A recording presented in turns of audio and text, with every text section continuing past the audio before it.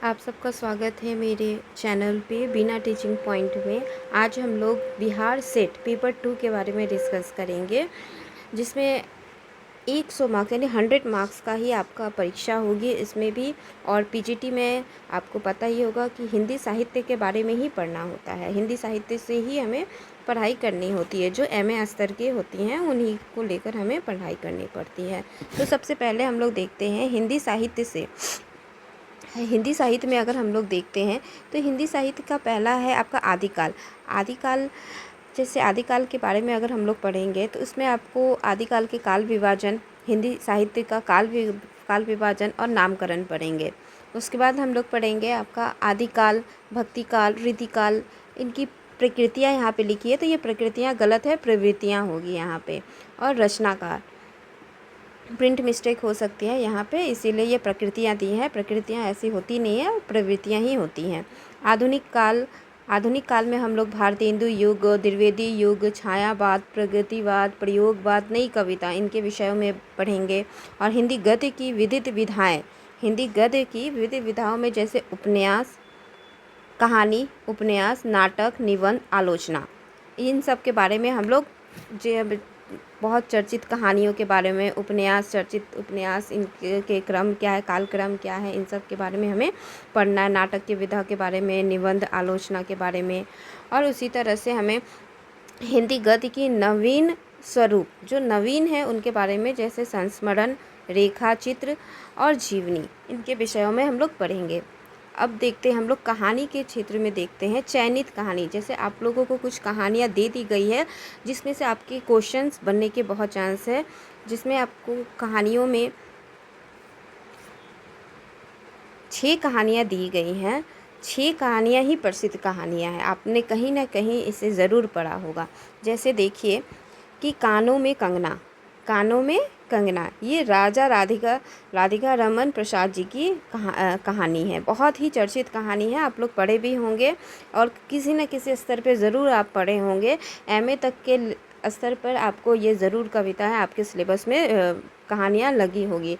उसने कहा था, चंद्रधर शर्मा गुलेरी, तो तेरी कुरमाई हो गई है, ऐसे करके आपने वर्ड सुना होगा, तेरी कुरमाई हो गई। अमृतसर के बाज़ार की एक पंजाब लाहौर की कहानियाँ इसमें संकलित है।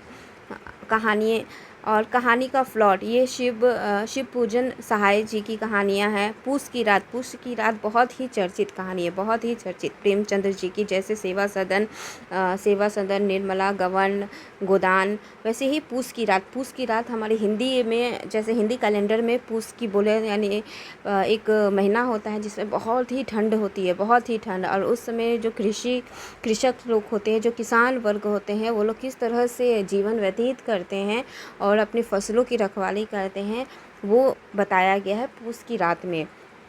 पंचलाइट, ये फणीश्वर नाथ रेणु जी की आंचलिक कहानियों में आती हैं। फिर चीफ की दावत, ये भी बहुत ही प्रचलित कहानी है भीष्म साहनी की। अगर आप देखेंगे तो कोई ना कोई, मतलब जितनी भी कहानियाँ हैं, सबसे चर्चित कहानियों में से ये सब आते हैं। ये 6 है सबसे चर्चित कहानी, आप कहीं ना कहीं ज़रूर इसे पढ़े होंगे। अब चयनित उपन्यास पढ़ते हैं हम लोग। चयनित उपन्यास में हम लोग गोदान, आप लोग गोदान पढ़े हैं, और गोदान से पहले भी बहुत सारे प्रश्न आते हैं और अभी भी पूछे जाएंगे।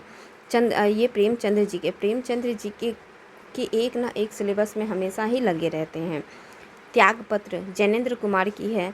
फिर मैला आंचल, फणीश्वर नाथ रेणु, ये आंचलिक उपन्यास है और बहुत ही चर्चित उपन्यास है। नाटक विधा में हम लोग देखते हैं चंद्रगुप्त, ये एक नाटक के रूप में है जयशंकर प्रसाद जी की। फिर आषाढ़ का एक दिन, जो कालिदास के जीवन पर निर्भर है,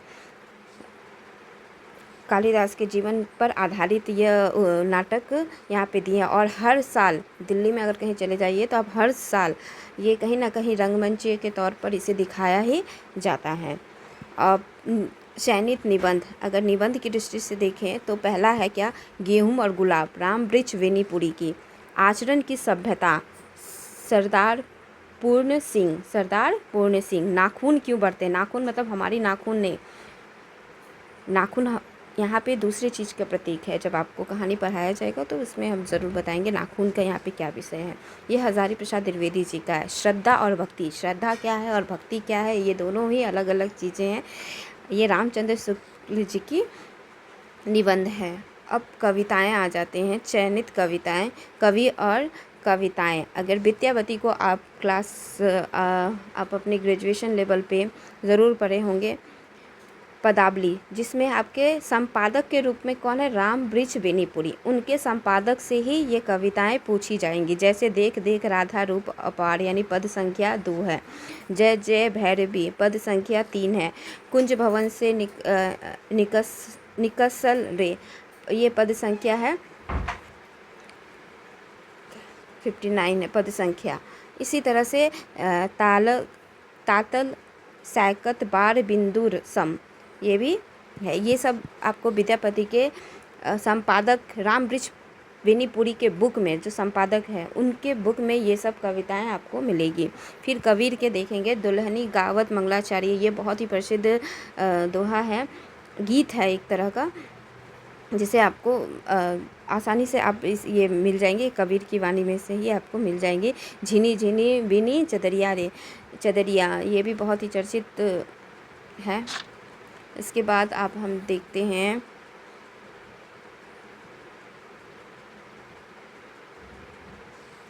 उसके बाद हमारे सिलेबस में लगे हुए हैं काहे रे नलनी, ये भी बिहारी के ही हैं, सॉरी कबीर के हैं। और इसके बाद हम लोग सूरदास पे आते हैं। सूरदास यानी बाल भ्रमर गीत सार, भ्रमर गीत सार यानी संपादक के रूप में किसकी है, चंद्रगुप्त शुक्ल, संपादक के रूप में रामचंद्र शुक्ल, उनके बुक में ही ये भ्रमर गीत सार का पद हमें मिलेगी। जो संख्याएं हैं 6, 9, 10, 108 और 109। फिर जायसी की नागवती वियोग खंड आपके कॉलेज लेवल पे ये आपके पाठ्यक्रम में भी लगी हुई थी। नेक्स्ट है आपके तुलसीदास रामचरितमानस, रामचरितमानस के आपने अयोध्या कांड, सुंदरकांड,